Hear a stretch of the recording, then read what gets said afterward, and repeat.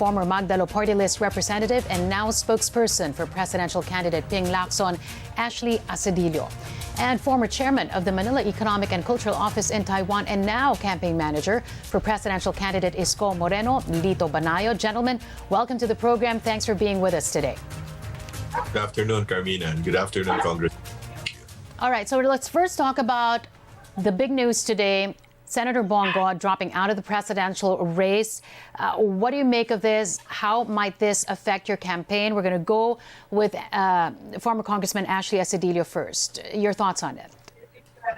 Good afternoon, Carmina, and good afternoon to our televiewers.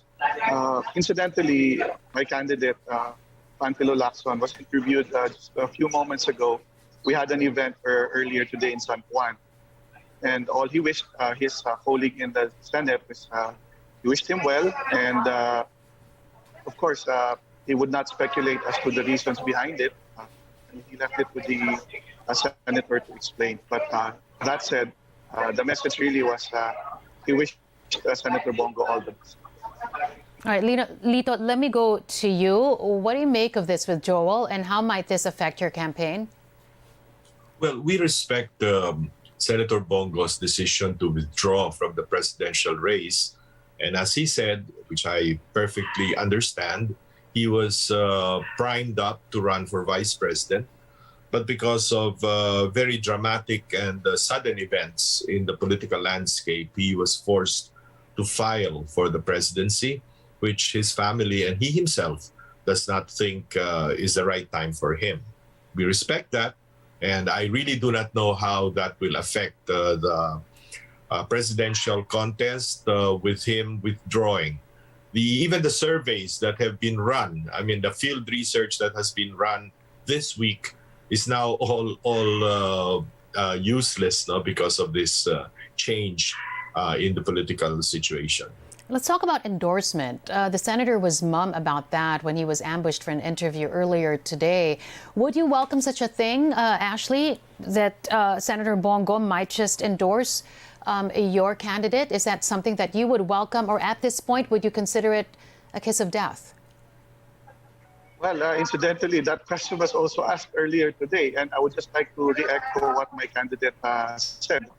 He does not want to speculate on that matter because up to this point, that's not yet on the table, and he does not have any discussions, in fact, with the administration or with the PDP Laban. So any response from him on that point would be futile at best and speculative at this point. So we will leave it at that. We have a soundbite, though, from Mayor Isko Moreno, Lito, saying that he will welcome any endorsement from Senator Bongo. What do you think? How might this affect the standing of Mayor Isko Moreno? Because you know what people have been saying, that the mayor is just another Duterte.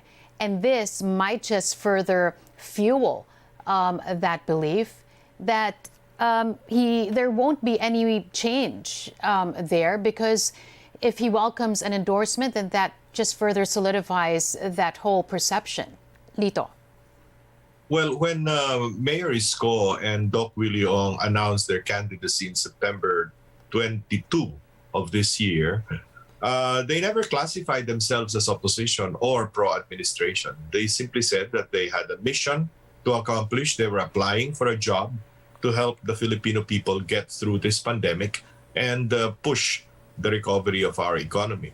So whether or not whoever, I mean, that has been the official stand of Mayor Isko Moreno, that whoever wants to help, his help is welcome. Talk to us about the current state of your campaign, Lito. How is it going so far? Well, pretty well. We've been, I think we're the most well-traveled candidate. Mayor Isko is a busybody. He's been delivering 3 to 4 speeches every day on the campaign trail. And tomorrow we will be in Nueva Ecija, followed by Pampanga, followed by Bulacan for the rest of the week. No, and Parañaque as well. No, so it's been very busy. The other day he was in Candelaria, Chaong, and San Pablo City. No, so we'll keep moving all over the country. Ashley, the current state of your campaign? How's it coming along so far? Our candidates, Ting Lacson and Tito Soto, are doubly busy because they have, first of all, committed to passing the budget and seeing through their remaining duties in the Senate as a Senate President and as sitting senator, respectively. So that alone takes a lot of their time for the better part of a week. Plus the fact that they need to travel as well. I don't know about what Chairman Tito said about the most well-traveled. Our candidates are well-traveled as well. In fact, they're the first. Ting Lacson, to be specific, we're the first elected senator and now as a presidential candidate to travel to far-flung Pag-asa Island. And this week also is pretty booked, pretty much in many places throughout the country.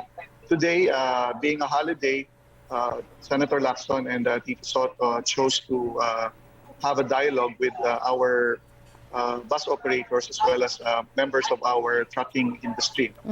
Two very important hubs of our transportation system. Importante po ito dahil dalawang sektor po itong pinaka-apektado dahil itong pandemya. So as to the other plans, we also have our regular online kumustahan where our candidates, albeit either in Zoom or sometimes, most of the time actually they are on-site, pero nakokonekta po sila sa iba't ibang lugar. Sa isang probinsya, for example, para po makipagkumustahan at mahihayag ang kanilang mga plataforma. And this has been a very effective tool for us, given the fact that we also have to observe our health protocols. And we don't want to add to the infection rate of our countrymen. So while we are traveling, we're moving around, we are having dialogues, we are also very keen on observing our health protocols. Ashley, very quickly on the trip to Pag-asa Island, what can you say to the observation that that was nothing but a mere publicity stunt on the part of the senator? Well, Carmina, first of all, if you look at practical benefits, there are no practical benefits to going there. Napakakonti lang ang botante doon. But it's important also for a future president and commander-in-chief, as well as the chief architect of our foreign policy, to be clear right from the get-go kung anong plano niya when he becomes president, when it comes to the issue of the West Philippine Sea, as well as our position in these contested areas. Okay. Klaro naman po sa pinahayag niya na ipaglalaban po ang ating sovereign rights, sa ating sovereignty and our territory in these areas. Is that something that you're planning to do as well, Lito, go to Pag-asa Island? No, I don't think so. Mayor Isko Moreno made a very important statement when he was in Botolan, Zambales, which, as you know, have fishermen who were badly affected by the incursions into the West Philippine Sea by Chinese fishermen, as well as the Chinese Coast Guard. And he said there very succinctly that we will be fearless in fighting for our sovereign rights, but we will be fair in dealing with different nations, be it China or our allies, the United States, Australia, and others, because all of these are born out of faith in the Filipino, that we will always protect our sovereign rights and our fishermen to be given the right to fish in the West Philippine Sea. Ashley, you mentioned a while ago that Senator Ping Lacson and Senator Tito Soto were the first one out there. And, you're correct. They were actually the first one to offer a really solid platform to the people, first one to engage the people in their campaign, having the tour of Luzon initially. But how would you explain, despite the energy that you're putting out there, that both candidates are putting out there, how would you explain the poor showing in recent surveys? Well, our candidates are not really determined by the surveys. Carmina, the surveys are merely a snapshot of a point in time. So it's not indicative really of what the ultimate trajectory of our candidates will be. Secondly, yes, they give us a practical dose, of course, of reality. But more importantly, this gives us that fuel, more energy, to put into the campaign. More needs to be done, more places need to be gone to, and of course, more people need to be talked to and heard from.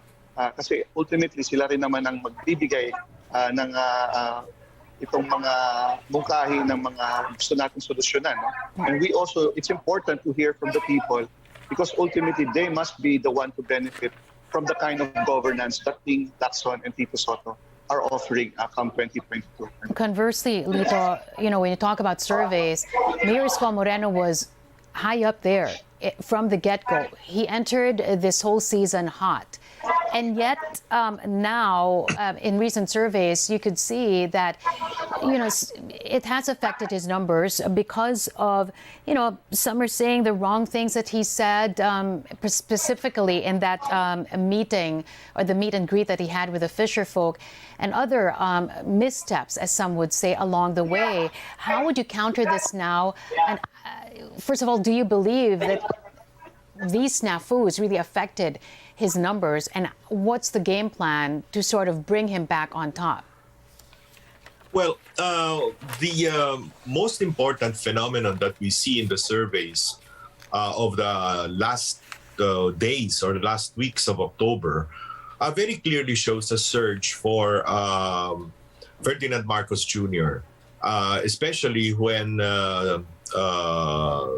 Mayor Sara Inday Sara Duterte joined him as vice presidential candidate. So that is the most important thing there. But as again, these are snapshots of a particular moment in time. And I do not see anything wrong with the statements of Mayor Isko Moreno. And I believe that we are on message and we are on track. Slowly but surely going up there. Lito, tell me about the real issues at play here. You and I both know that in 2016, early surveys were showing that illegal drugs were really a concern of the people then.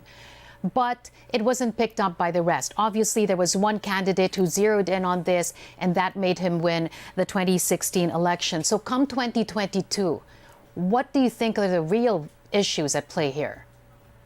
I think we're not talking of a single issue these days, precisely because of the pandemic that has ravaged the economy. So a candidate these days cannot stand on a single issue, unlike in 2016 when, one, the economy was relatively doing well, and the problem was one of peace and order following Mama Sapano, and the drug menace. And that is why Mayor Duterte at that time latched on to that single issue of fighting the war on drugs. But this time, a candidate cannot focus on just one issue. He would have to focus on how to get us through the pandemic, number one. Number two, how to bring about economic recovery. How do we restore jobs and livelihood opportunities that have been lost on account of the pandemic? We have the economy is moribund, the fiscal situation negative, the indebtedness of the Philippines is reaching almost 13 trillion. There are so many problems, and every candidate for president will have to address all of these issues altogether. Ashley, your thoughts on that, the real issues at play here? Well, precisely, Carmina, and I'd like to take off from what Chairman Lito were narrating in terms of the problems that the next president will be facing. And indeed, it's the pandemic is still there, and we need to jumpstart our economy as soon as we get out of this pandemic. We need to revive our micro, small, and medium enterprises. Our children have fallen behind in terms of their education. There's been some big disruption in terms of the delivery of education. The promise of the massive infrastructure spending under this administration has yet to be realized, and that needs to be realized fully by the next administration. But not just the regular infrastructure in terms of roads, bridges, and the like. No, but we also need to lay out massive ICT infrastructure. And precisely, Carmina, the trip in the West Philippines, he also emphasized, it is merely a snapshot of the kind of problems that we need to face in terms of the regional geopolitics here, with China being present there and the U.S. trying to reassert again its role in the Indo-Pacific. All of these need a seasoned hand at the helm, Carmina, and nobody, and I say nobody, in any ticket outside of ours can present that kind of experience, that competence, that integrity that is required to handle all of these problems that have been, that Chairman Lito and I agree, need to be faced full on by the next president. Yeah, and because Lito said that there's no one single issue in the run-up to the 2022 elections, that's where it becomes tricky, because everyone is saying the same thing, and everyone is promising change. So the question now is, Lito, how do you make your campaign, for both of you actually, separate and distinct from the messaging that's coming from the administration? Or from any other candidate for that matter? Lito, let me go to you first. Well, the messaging of the administration is continuity. There is no question that there has to be continuity when you talk of the good things that this government has started, such as the Build initiative of President Duterte. The war on drugs, for instance, has to be continued, even if different methods may have to be utilized this time. But we will have to differ on the approach to the West Philippine Sea issue that has been forcefully stated by my candidate for president, Mayor Isko Moreno. And we have posited various approaches to how we can revive the economy and how we can bring back jobs and livelihood opportunities to millions of Filipinos who have suffered through this pandemic. Even us, in a very concrete manner, we have chosen a non-politician and, in fact, a medical doctor to become our vice presidential candidate so that he could focus almost singularly on not just the pandemic, but the healthcare system, because our health system, as proven by how we approached the pandemic, is woefully inadequate, to prevent future pandemics, let alone solve daily health problems of the Filipino people. Ashley, how do you make your approach different and separate from what the other candidates have been saying? Well, I guess it all boils down to messaging, Carmina. And you have a point there when you say that almost every candidate promises the same thing as the next one. But in the case of Ping Lacson and Tito Soto, when we talk about integrity, for example, who among those running for president can truly say that they have not been tainted by issues with regard to their integrity? Ping Lacson is the only candidate on record who has continually refused his pork barrel, and nobody else can claim that. Secondly, when you talk about the ability, for example, to lead as commander-in-chief, who was able to discipline an organization such as the Philippine National Police. He was able to do that as chief PNP. And in fact, the PNP enjoyed its highest approval rating during his time at the helm. And third, again, going back to experience, he has on offer 50 years so far of government experience, unparalleled in fact, across all of the other candidates, Carmina. So when you talk about experience, competence, and integrity, when the candidate says that, and my candidate Ping Lacson says that, he is able to walk the talk, actually. You know, gentlemen, we were talking about issues a while ago. What are the issues at play? And none of you mentioned the Marcos-Duterte issue.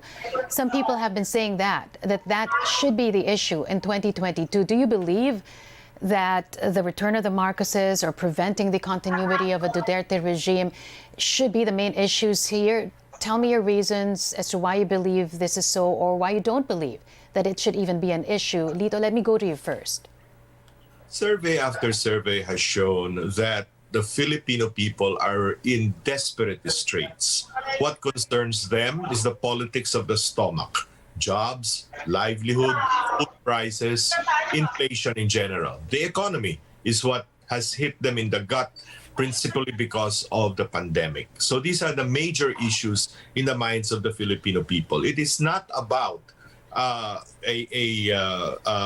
oppositionist, a totally oppositionist stance to a Duterte continuum.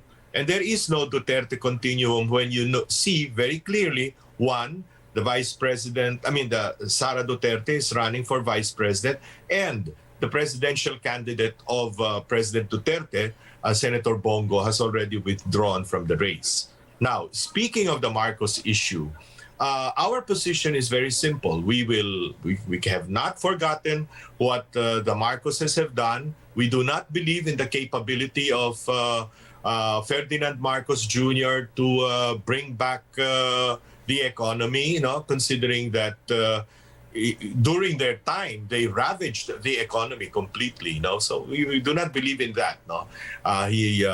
So that is the issue. The issue here is what is it that is that you can do for the people. It is not a question of fighting, political clans fighting among each other or between each other.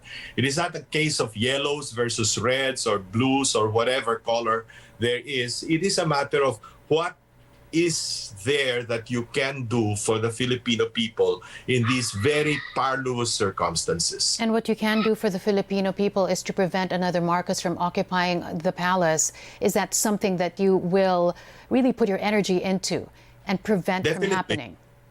Definitely. Let me go to Ashley now. What are your thoughts about the return of a Marcos to the palace? And do you even think that this should be an issue in the upcoming elections? Well, it will certainly be foolish, Carmina, for any campaign to ignore the Marcos and Duterte factor. The fact that they are figuring prominently in surveys is one reason alone, or enough reason for each campaign to reckon with them. However, as what Chairman Lito has said, if the Philippines or us Filipinos continue to define our politics according to the families that lord over us, or the color that is carried by each of these families or these political parties, then again that will be to our peril, because this will shift the focus from our problems to personality politics, which is precisely what's bedeviling us all these years. And that is why King Lacson and Tito Soto, as part of their campaign, aim is to elevate the discourse. Let's elevate the discourse to the problems that we are facing. And these have been well documented. The pandemic is still staring us in the face. Our economy is in tatters. Our children are falling behind. They won't be as competitive coming into this next few decades. And we need to address all of this. Not to mention the fact that we have a regional hegemon that will be threatening us in the years to come.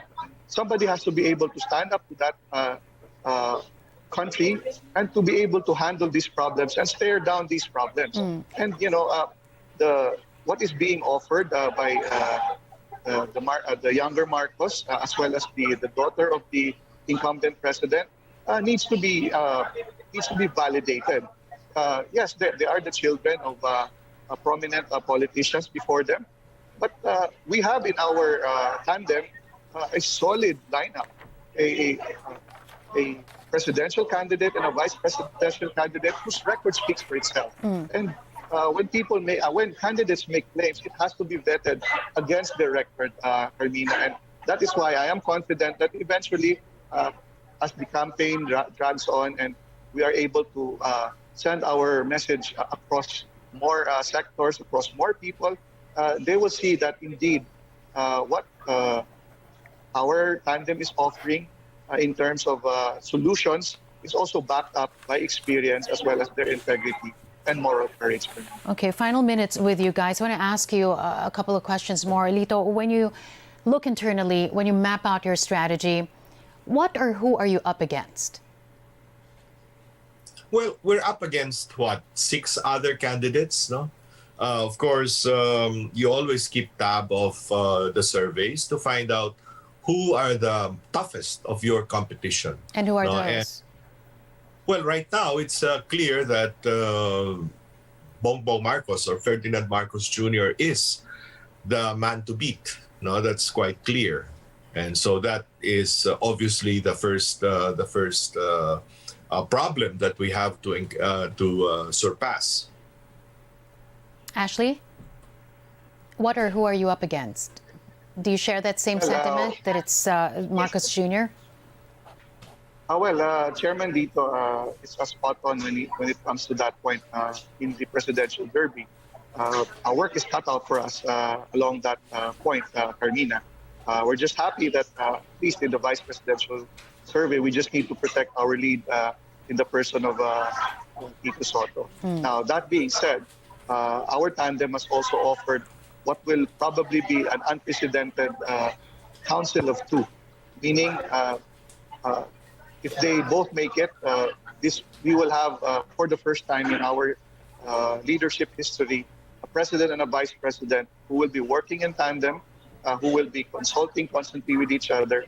And I think it's high time that we have that kind of leadership, Carolina. That's why it's important really for us to put in a good fight coming into February when the formal campaign starts. But right now, we're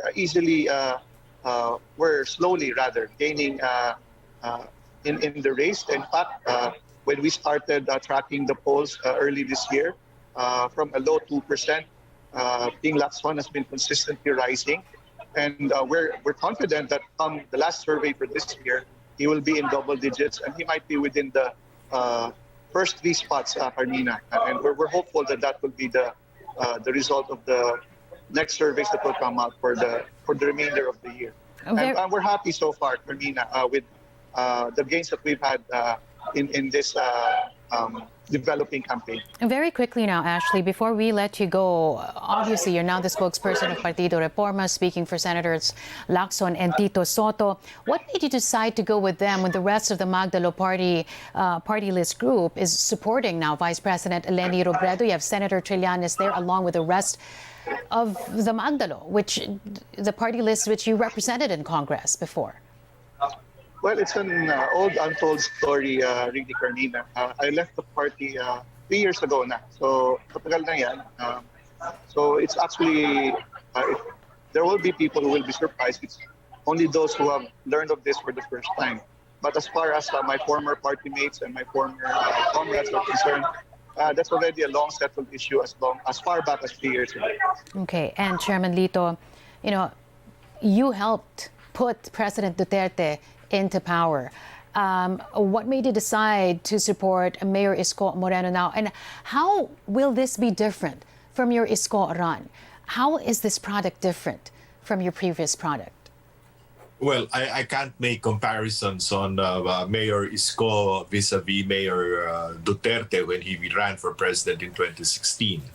But I believe personally that there must be continuity, but an improved kind of continuity. So there must be differences among the thrusts or policies of President Duterte, even as we continue what good things he has done, such as the build, the war on drugs, and other issues that he has done very well. So I don't see any incompatibility with that. As I said, Mayor Isko is not an oppositionist per se. He is not running against the Duterte brand. He may be running against the Marcos brand, as I think all other candidates are running against that brand. But I don't think we are running against the Duterte brand. It is continuity with improvements and continuity adjusted to present situations so that we can give a better future for our children and grandchildren. And we're going to have to leave it at that. Former MECO Chairman Lito Banayo there and former Magdalo Party List Representative Ashley Acedillo.